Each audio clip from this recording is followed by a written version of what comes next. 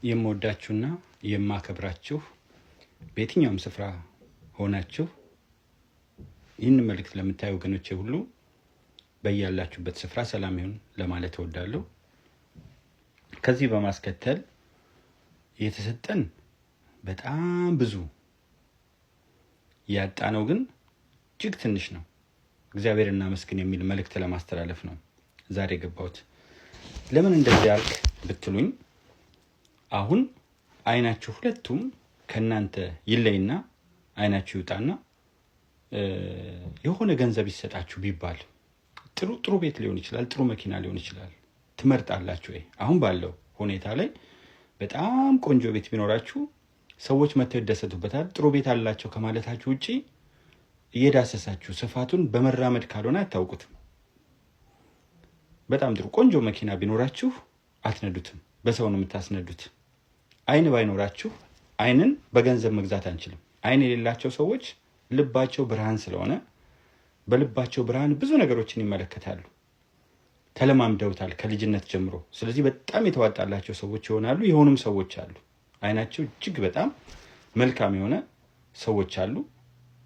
አይነ ስውራን ሆነው ትልቅ ታሪክ ትልቅ ታምር እየሰሩ ሌሎች አርአያ የሚሆኑ ለምሳሌ ከኔ ጋር በፖለቲካ አመለካከት የማይገናኙ ነገር ግን በብዙዎች አመለካከት ላይ ተጽዕኖ እያሳደሩ ያሉ የምናደንቃቸው አይነ ስውራን አሉ። ግን አይን ስላለን እግዚአብሔር እናመስግን። እግር ባይኖረን አሁን እግራችሁ ሁለቱም ባይኖር ተብሎ ሁለቱ ብቻ አይደለም አንዱ እግራችሁ ይወሰድና ገንዘብ ይሰጣችሁ ቢባል እውነት ስንቶቻችን በገንዘብ እግራችንን እንለውጣለን? ስለዚህ በነፃ እግር ተሰጠን። መራመድ መቻላችን ደግሞ ተመልክተው አይንም አንዳንድ ጊዜ እግርም የሌላቸው ሰዎች አሉ እና እግር በስንት ገንዘብ ይሰጣል? ሌላው እጃችን ባይኖር እጃችሁ ሁለቱም ይቆረጥና ገንዘብ ይሰጣችሁ ይባል በዋጋ የማይተመን እጅግ በጣም ከሚፈልገው በላይ ትልቅ ነገር ነው። ኦኬ ሌላውን እንውሰድ። የተቃወሳችሁ ነውና አእምሯችሁ ማለት ጨርቃችሁን ጥላችሁ የምትሄዱ ሰዎች ሆናችሁ አእምሯችሁ ከነገ ጀምሮ ይነካል። ዝም ብላችሁ ነው የምትዞሩት መንገድ ለመንገድ እና አታውቁም ምንም አይነት ነገር እና ስንት ብር ይሰጣችሁ ቢባል ትወስዳላችሁ። ምክንያቱም የፈለገው ያህል ገንዘብ ቢሰጣችሁ አእምሯችሁ ቢነካ ያ ገንዘብ እናንተ አይደለም። ሰዎች ይጠቀሙበታል፣ ልብስ ሊያለብሳችሁ ይችላሉ፣ የምታጠቡበት ነገር ገንዘቡን ይወስዱታል፣ የእናንተ አይደለም።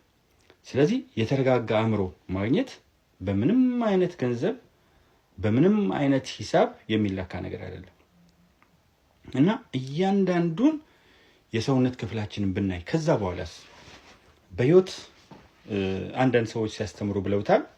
ዛሬ የሆነ በጣም ብዙ ገንዘብ ተሰጥቶ ነገ ጠዋት ስትነሳ ትሞታለህ ቢባል ስንቶቻችን እንወስዳለን? በተለያየ ቦታ ውስጥ ያሉ ሰዎች አሉ። በአስቸጋሪ ሁኔታ ውስጥ ያሉ ሰዎች አሉ። ስለዚህ እግዚአብሔር የሰጠን ጸጋ እጅግ በጣም ሲበዛ የተትረፈረፈ ነው። ብዙዎች እኛ የምንፈልገውን እኛ የምንኖረው ኑሮ ለእነሱ ናፍቆታቸው ነው ሲነገር ሰምታችኋል። ብዙ ሰዎች እኛ አሁን የምናዝንበት ኑሮ እግዚአብሔር አምላክ ሆይ ምን አድርጌ ነው እዚህ ውስጥ የገባሁበት ምንለው ኑሮ ለብዙዎች ቅንጦት ነው። አያችሁ አንድ ፊልም ሳይ ነበር። አሁን ፊልም ሳይሆን ይቅርታ ፊልም አይደለም እውነት የሆነ ነገር። አንዲት ልጅ የኢራን ልጅ ናት። እጅግ በጣም አልጀዚራ ላይ 1 ሚሊዮን ሰው ተመልክቶታል። እና አሁን ነው እግዚአብሔር ሆይ የት እንግባ ትላለች። አባቴን አላገኘሁም፣ አባታችን አላገኘንም፣ የት እንዳለን አላውቅም ብላ ስቅስቅ ብላ ታለቅሳለች። ወደዚህ ስንሄድ ወደዚህ እንባላለን፣ እረፍት አልባንን እና የእሷን ንግግር እዚህ ጋር አንጥቼ ማሰማት አልፈለግኩም። ምክንያቱም እኔ ራሴ ልቤ በጣም ስብር አለ እና ባካችሁ ጦርነት አቆሙ እያለች ነው የምትማጸነው። ምክንያቱም ገና ናት፣ ወደ 10ዎቹ መጀመሪያ ላይ ነው ያለችው። በጣም የምታሳዝን ልጅ ናት። ትማጸናለች፣ ጦርነትን አቆሙ ትላለች። ከጦርነት የሚያተርፉ የሚመስላቸው ፖለቲከኞች ህዝብን ያጨራርሳሉ። እና የእሷን ሁኔታ ሳስብ እኛ ያለንበት አንጻራዊ ሰላም ታየኝ። በሰላም ወጥቼ በሰላም ገባለሁ። ያቺ ልጅ ግን ገና በልጅነት እድሜዋ ያንሆናለች። የእስራኤል ህፃናት ሰቆቃ ውስጥ ናቸው። የፍልስጤም ህፃናት ሰቆቃ ውስጥ ናቸው። የኢራን ህፃናት ሰቆቃ ውስጥ ናቸው። ከነሱ ጀምሮ ሙሉ ህዝቡ ምክንያቱም እያንዳንዳችን ራሳችንን አስቀምጠን ብዙ ጊዜ አሁን ህፃናት ሴቶች ምናምን ይባላል እና እኔ እሱን አባባል ብዙ ጊዜ አልወደውም። አሁን ራሴ ልላመደው ነው እንጂ አልወደውም። ወጣቶችስ ወጣት አይደነግጥም? ወጣት አይጨነቅም? ወጣት አያመውም? ሰቆቃ ውስጥ አይገባም? ሁልጊዜ በሰቆቃ የሚኖሩ ሰዎች ሰርግ ያሰባሉ፣ የተለያዩ ኦኬዥን ያሰባሉ። በጦርነት ውስጥ ይሄ ሁሉ አይታሰብም፣ ቅንጦት ነው የሚሆነው። እኛ በሰላም መኖራችን በምን አይነት ገንዘብ እንተምነው ይሆን?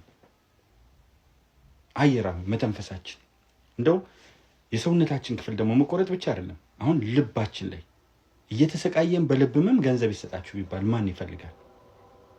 በሳምባ ህመም እየተሰቃያችሁ፣ በዳያሊሲስ እየተሰቃያችሁ፣ በተለያየ አይነት ህመሞች ውስጥ ሆናችሁ የጥርስ ህመም ሊሆን ይችላል፣ የጆሮ ህመም ሊሆን ይችላል፣ የአይን ህመም፣ ብዙ ያጋጠማችሁ ህመም አላችሁ እና በዛ አይነት ስቃይ ውስጥ እለፉ ብትባሉ አሁን በግሉኮስ ያሉ አሉ፣ እዚህ መተንፈሻ ምናምን ተደርጎላቸው ያሉ ሰዎች አሉ፣ በተለያየ ሪሃቢሊቴሽን ሴንተር ውስጥ ያሉ ሰዎች አሉ። ከነሱ እንዳንዱ ብንሆን ሆስፒታል ስትሄዱ የምታዩቸው ሰዎች አሉ። ከነሱ እንዳንዱ ብንሆን ደስተኛ እንሆናለን ወይስ አይደለንም? ስለዚህ ዝም ብላችሁ ብታስቡት ካፈጣጠራችን ጀምሮ እግዚአብሔር ሲፈጥረን አህያ አድርጎ ፈጥሮን ቢሆን ኖሮ አህያን አስቧት። ዝም ብላችሁ ማን ነው እስቲ የፈለገ ገንዘብ ተሰጥቶ አህያውን ቢባል የሚፈቅድ? ስለዚህ አህያ አድርጎ ዛፍ አድርጎ የተለያዩ እጽዋትን አድርጎ ቅንቡርስ ሸለምጥማጥ ምናምን አድርጎ ያልፈጠረን ሰው አድርጎ የፈጠረን እግዚአብሔር ይመስገን። ከሱ ብንጀምር በሚገርም አይነት ሁኔታ ውስጥ አያችሁ፣ እንቅልፍ ሰዎች በተከታታይ አጥተው በጣም የሚሰቃዩ ሰዎች አሉ። በገንዘብ እንቅልፍ እንኳን ራሱ አይገዛም። ከዚህ አንጻር ብዙ ሰዎች አንድ ይላሉ፣ የተሰጠኝ ጸጋ እጅግ በጣም ብዙ ነው። ስንተኛ አሁን ቀን ላይ ብዙ አይነት ነገር ውስጥ እናልፋለን። ከመተኛታችን በፊት ግን እግዚአብሔርን አመስግነን እንተኛ። እግዚአብሔር አምላክ ሆይ እድሜያችን ወደ ኋላ ሄደን እናስብ። በዚህ ሁሉ ውጣ ውረድ ውስጥ አሳልፈ እዚህ ጋር ስላደረስከኝ ተመስገን። እግዚአብሔር ሆይ አንተን ስላገኘሁ ተመስገን። ምክንያቱም አንድ ነገር ብለኸኛል፣ አስቀድማችሁ የእግዚአብሔርን መንግስት ጽድቁንም ፈልጉ ሌላ ሁሉ ይጨመርላል ብለኸናልና ተመስገን ተመስገን። አሁን አንዳንድ ነገሮች ውስጥ ባለመግባታችሁ፣ ለምሳሌ ወደ ሆነ ትግል ውስጥ ስትገቡ የሆነ ነገር ስታደርጉ እኔን እንመልከት። በጣም የሚወዱኝ ሰዎች አሉ። እግዚአብሔር አምላክ ሆይ እድሜ ስጠው፣ እድሜ ይጨምርለት የሚለው አሉ። ከነዚህ ውስጥ አሁን ደግሞ እድሜው ይጠር የሚለው አሉ። ያልጠፋ ነው ከእግዚአብሔር ምሕረት፣ ቸርነት፣ ርኅራኄና የበዛ ፍቅሩ የተነሳ እንጂ የለንም ነበር። ለምንድን ነው መጀመሪያ የወዱኝ የነበሩ ሰዎች የጠሉኝ ብዬ ሳስብ በሐሳብ ስለተለያየን ነው። ምንም ስላደረግኳቸው አይደለም።